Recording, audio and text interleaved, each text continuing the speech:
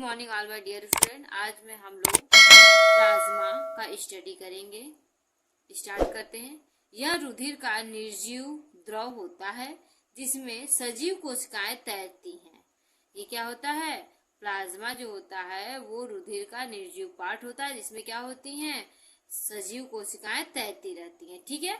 इसकी रचना में लगभग 92% जल होता है। जब प्लाज्मा का फॉर्मेशन होता है तो उसमें 92% वाटर होता है। ठीक है। जिसमें अन्य वस्तुएं घुली होती हैं और भी बहुत सारी चीज घुली होती हैं, जैसे ग्लूकोज, यूरिया, अमोनिया या फिर अमोनो अम्ल, हार्मोन्स इत्यादि चीजें उसमें होते हैं। अब हम लोग इसके आगे पढ़ेंगे। रुधिर कणिकाएं या रुधिराणु, ब्लड सेल्स या ब्लड कार्पल्स भी बोला जाता है। यह रुधिर का 45 यानी 45% भाग होता है जिसे निम्नलिखित 3 भागों में बांटा गया है। ठीक है। पहला है लाल रुधिर कणिका, जिसको इंग्लिश में बोलते हैं इरिथ्रोसाइट्स और आरबीसी भी शॉर्ट फॉर्म बोला जाता है। इसी को रेड ब्लड कार्पल्स भी बोला जाता है और इसी को रेड ब्लड सेल्स भी बोला जाता है। ठीक है। कोई भी एग्जाम में कोई भी क्वेश्चन पूछा जा सकता है कि क्वेश्चन हो सकता है इरिथ्रोसाइट क्या होते हैं, आप उसकी विवेचना कीजिए। हो सकता है क्वेश्चन पूछा जाता है लाल रुधिर कणिकाओं के बारे में बताइए। ठीक है। तो कुछ भी क्वेश्चन पूछा जाता है, इसलिए इसके सारे नाम हम यहाँ पे बता रहे हैं। इसी तरह आगे बढ़ते हैं। श्वेत रुधिर कणिकाएं, जिसे WBC बोला जाता है। ठीक है। WBCS। ठीक है। कार्पल्स। ठीक है।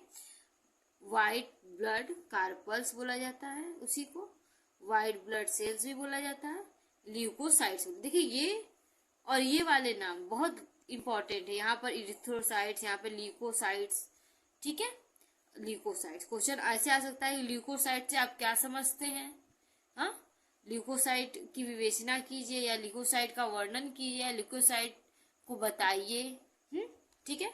नेक्स्ट आता है आपका थर्ड प्लेटलेट्स, जिसे थ्रोम्बोसाइट्स बोला जाता है। अब हम पढ़ेंगे लाल रुधिर कणिकाएं। ठीक है। यह कशेरुकी जंतु में ही पाए जाते हैं। जितने भी कशेरुकी जंतु अर्थात जिसमें क्या होता है, रीढ़ की हड्डी उपस्थित होती है, उन्हीं जंतुओं में ये पाया जाता है। यह लाल रुधिर कणिका की जीव द्रव्य में हीमोग्लोबिन नामक लौह प्रोटीन की बनी होती है। ये क्या होती है?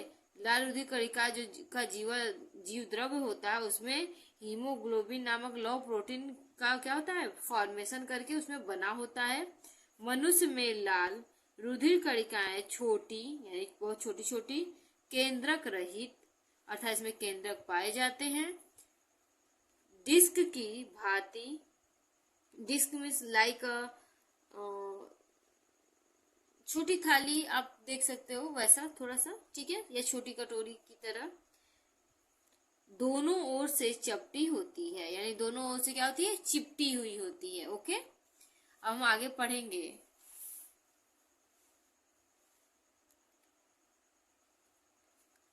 श्वेत रक्त कणिकाएं। ठीक है। श्वेत रुधिर कणिकाओं की संख्या लाल रुधिर कणिकाओं की से कम होती है। श्वेत रुधिर कणिकाओं की अगर बात किया जाए तो उसकी संख्या क्या होती है, लाल रुधिर कणिकाओं से कम होती है, क्योंकि जो श्वेत रुधिर कणिका होती है उसकी साइज बहुत छोटी होती है। उसके कंपेरिजन में लाल रुधिर कणिका की साइज बहुत छोटी होती है, उसके कंपेरिजन में श्वेत रुधिर कणिका थोड़ी बड़ी होती है, तो उसकी संख्या क्या हो गई, कम हो गई। ठीक है। कम होती है। इसमें कोई रंग नहीं पाया जाता, इसमें कोई भी रंग क्या होता है, प्रेजेंट नहीं होता, इसीलिए ये क्या होता है, ट्रांसपेरेंट होता है। ठीक है। यह मुख्यतः 2 प्रकार के होते हैं। अगर हम बात करें श्वेत रक्त कणिका की, कितने होते हैं, 2 प्रकार के होते हैं। पहला है ग्रेन्युलोसाइट्स। ठीक है। और दूसरा ए ग्रेनुलोसाइट्स। पहला है ग्रेनुलोसाइट्स, दूसरा है ए ग्रेनुलोसाइट्स। ठीक है।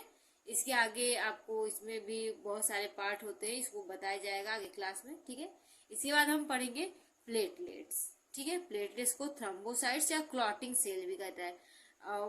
क्वेश्चन हो सकता है कि थ्रोम्बोसाइट्स क्या है या थ्रोम्बोसाइट्स किसे कहते हैं। ठीक है। या ल्यूकोसाइट, थ्रोम्बोसाइट, इरिथ्रोसाइट के बारे में बताइए। तो आपको ये तीनों के बारे में बताना होगा जो अभी तक हम बताए। ठीक है। देखिए नेक्स्ट अब आगे पढ़ा जाए।